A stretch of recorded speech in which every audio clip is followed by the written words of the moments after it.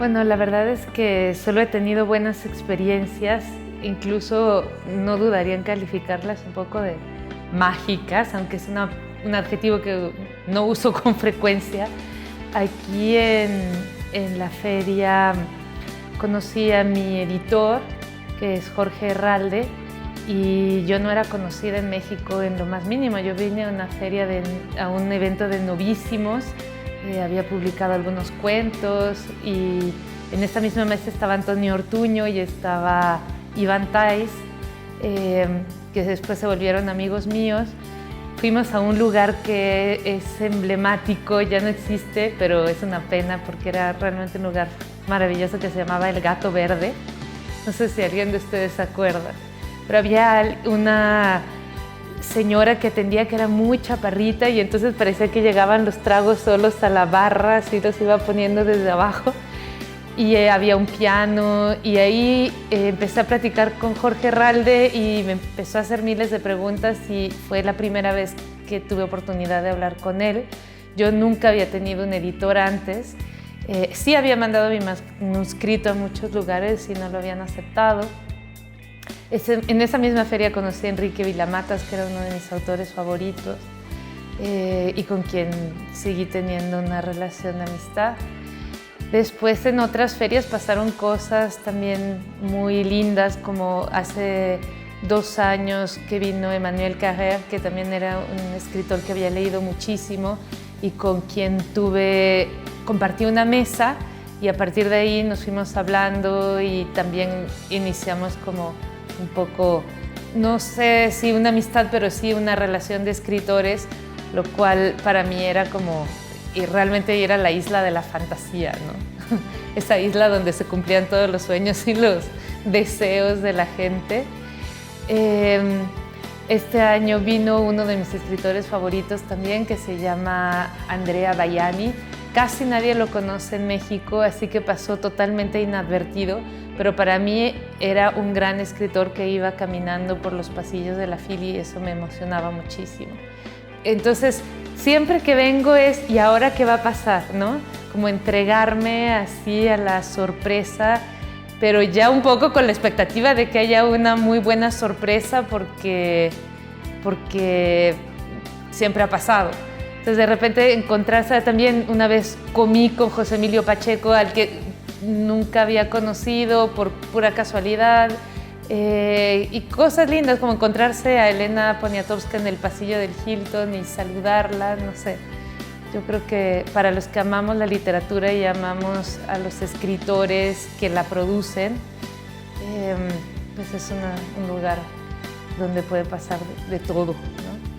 Ya había publicado, como te digo, plaquettes y cositas así, pero nunca había encontrado un verdadero editor y fue en la feria donde conocí al editor de Anagrama.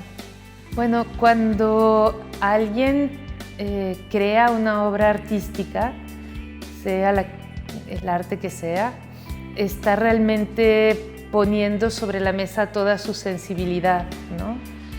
Algo que normalmente tratamos de ocultar o de proteger o de esconder porque pues la vida es dura y nos hacen daño y no hay que andar a flor de piel por todos lados, pero el que crea una obra artística se pone a flor de piel, se encuentra su punto más vulnerable y a partir de ahí expresa quién es, ¿no? Su identidad más honda.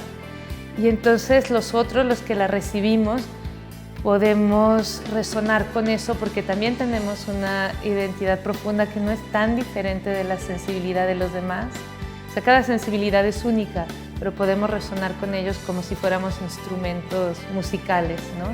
Entonces, si leemos el libro de un cello y nosotros somos flauta, sabemos reconocer las notas, sabemos reconocer melodías, sabemos reconocer ritmos y empieza a revelarse ante nuestros ojos nuestra propia sensibilidad. Son como espejos, son realmente regalos que nos hacen los artistas, ¿no? Los escritores. Y yo creo que justo la literatura es la forma artística que trabaja con las palabras, es decir, con la materia con la que nosotros pensamos e interpretamos el mundo antes que nada. Y ese lenguaje tiene muchísimo poder.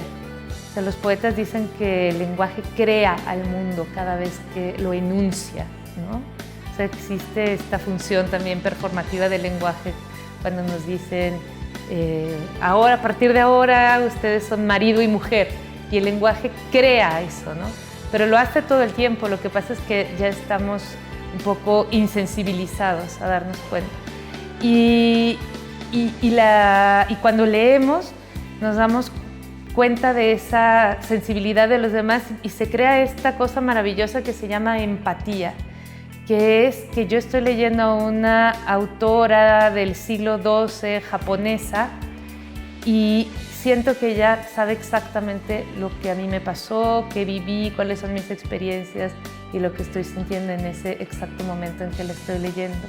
Entonces atraviesa el tiempo, atraviesa las culturas, atraviesa las lenguas y hace que nos encontremos como hermanos, que un israelí y un palestino se puedan comprender, que un centroamericano y un gringo de estos fundamentalistas se puedan comprender, aunque sea por el tiempo que dura ese relato. Pues cada encuentro es diferente, ¿no?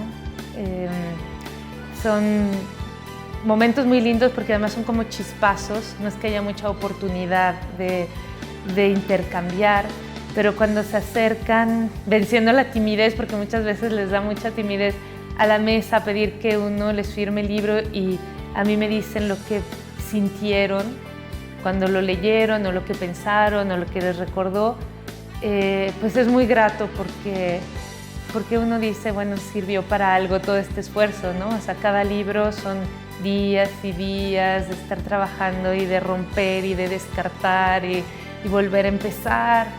Entonces, pues es muy lindo.